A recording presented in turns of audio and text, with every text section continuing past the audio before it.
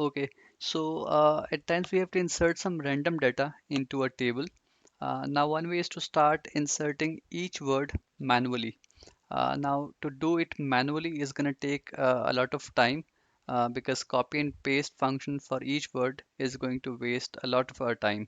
Now, there is this another method which is much simpler and it is available in Microsoft Word. It's done through a function that's called convert text to table. Let's use this function with some random text that's available in this document. There is two types of data available in this document. One is comma separated and other is tabs separated.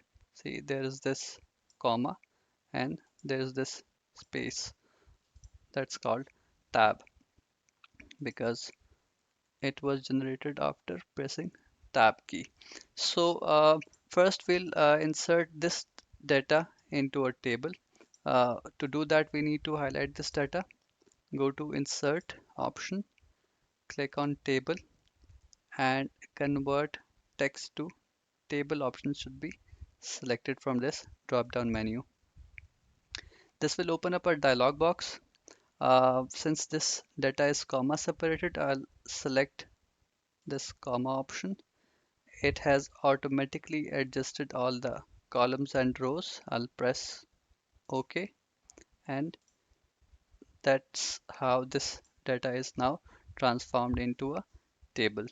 Let's quickly insert this data into a table as well. Go to the insert table, text to table option.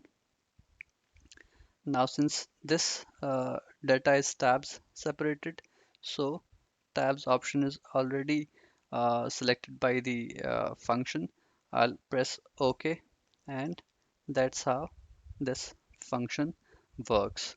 So this will make your task much simpler and easy to carry out. So thank you for watching this video.